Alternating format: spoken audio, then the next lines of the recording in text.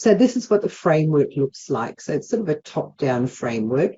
And what's very exciting to schools is that it aligns with the Australian professional standards for teachers. And there's lots of similarities. Certainly the structure is identical. Some of the language and wording is different.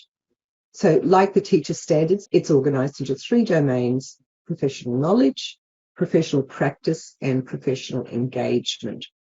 So have a quick look at that diagram, and we're going to talk about each of those layers today, and then you'll participate in some activities to try and understand how it works.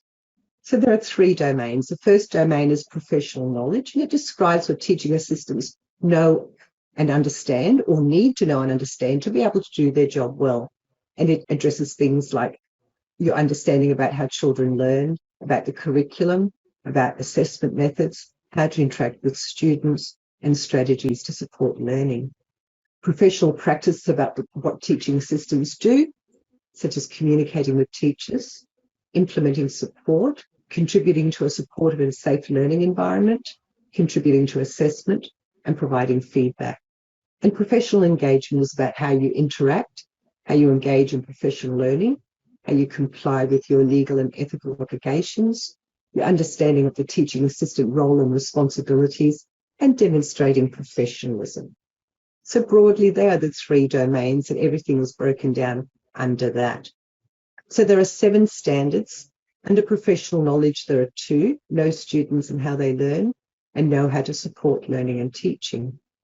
Under professional practice, there are 3. Standard 3 is collaborate with teachers to implement effective learning and teaching support. Standard 4 is contribute to and maintain supportive and safe learning environments. And Standard 5 is contribute to assessment and provide feedback on student learning. The last 2 standards are under professional engagement. Standard 6, engage in professional learning, and Standard 7, engage and communicate professionally with colleagues and the school community. Today, we're going to be using Standard 4, contribute to and maintain supportive and safe learning environment, as our sample standard that we're going to break down and look at how that might work under a performance and development framework. So I want you to think about, in what ways do teaching assistants contribute to and maintain supportive and safe learning environments? I'm going to share a few ideas with you. And for now, you can jot down your ideas on a piece of paper, because it'll be useful for you to be thinking about that and coming back to those notes later. So teaching assistants collaborate with teachers to provide routines and structure, to provide a safe space, both physically and emotionally, to promote peer interaction, to promote student independence and skills to help students manage their learning, to promote positive behaviour, and to support students to manage and self-regulate their emotions.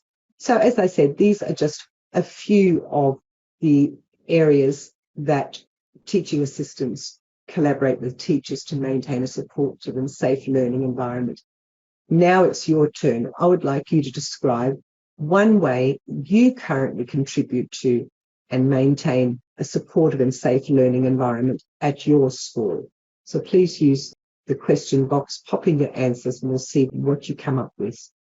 People are just getting their thoughts together, I think, but we have one response. Jen says active supervision. Michelle says provide consistent and fair support to each student. Great. Elma says reviewing and guided by personalised plans. Steve says gauge students' emotions, identifying students who could have a meltdown before the teacher sees them. Rebecca says provide a safe learning environment for the students. Jade says know and understand the unique needs and strengths of each student and using them in the classroom. Jenny says provide a safe spot to learn and express emotions. Linda says speak to families and provide feedback to and from families. Michelle says provide individualised support and encouragement in a safe learning space. Veronica says actively promoting positive interactions among students. She says, I encourage respectful communication, empathy and kindness, whether during group activities, discussions or individual interactions. Thank you for responding. That was great. So what we were doing there was something you would obviously do once the standards are published. You would make sure you understand what they're actually describing. And it sounds as if this is one that you have, a pretty good idea about.